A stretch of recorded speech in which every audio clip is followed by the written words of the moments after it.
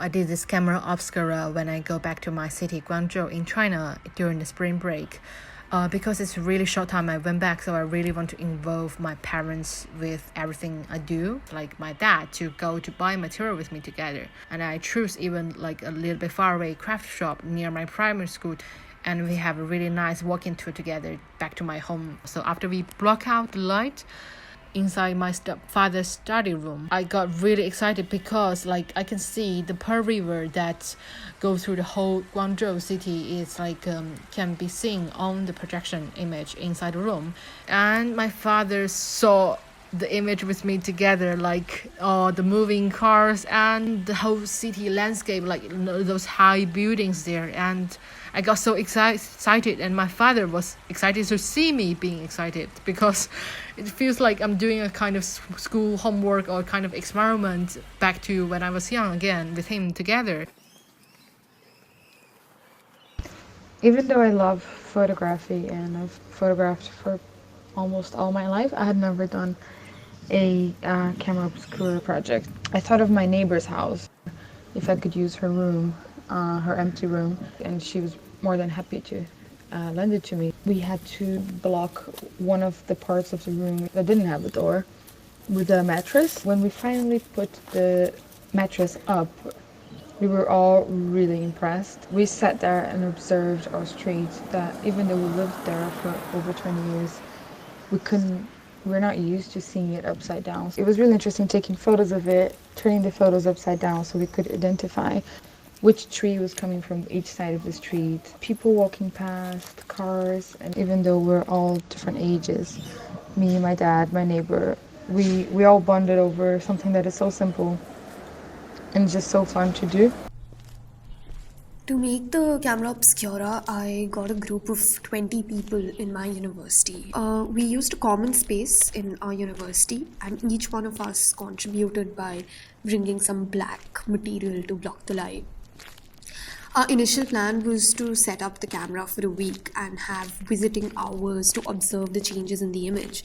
But the weather was so erratic and unpredictable that we just ended up sitting for hours in the room.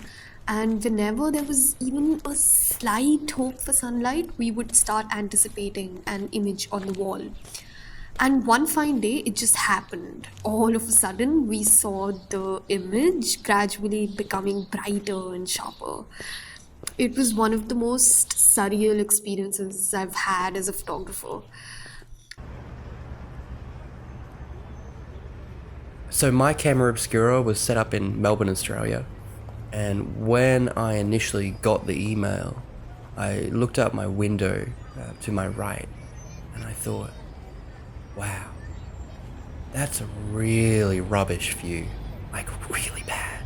One of my peers from university lived in really close to Melbourne city skyline. So I travelled to her house, and when I set it up, I actually didn't expect to get the ladder in shot at all. Like, that was completely spontaneous. But when I took the image, that I did keep that in mind, and I framed it as such. I actually got like a way more of the skyline in view in the whole hallway room, but that was the best piece of it. And in the image you're seeing now, I actually inverted it. I flipped it. And when I was showing my housemates, they were looking at it and going, what am I looking at? Because if you don't know it's a camera obscura, and you don't know the orientation at which you're looking at it, it becomes really confusing. And I think that's one of the coolest parts of the image I took. Camera Obscura was such a delightful discovery to me. Whatever I read about in school in my physics classes did not do justice to the entire experience of creating it and observing. I tried making it with another friend of mine, and we saw the trees outside our house projected onto our walls. Both of us lay down on the floor and tried to make sense of this inverted image for hours. How these leaves moved, how the clouds came by, and also the occasional excitement when we would spot a tiny speck of a bird flying. It was as though we were watching the night sky, peaceful, soothing, enough for us for not wanting to leave. We waited for the sun to set, and gradually this moment came to an end.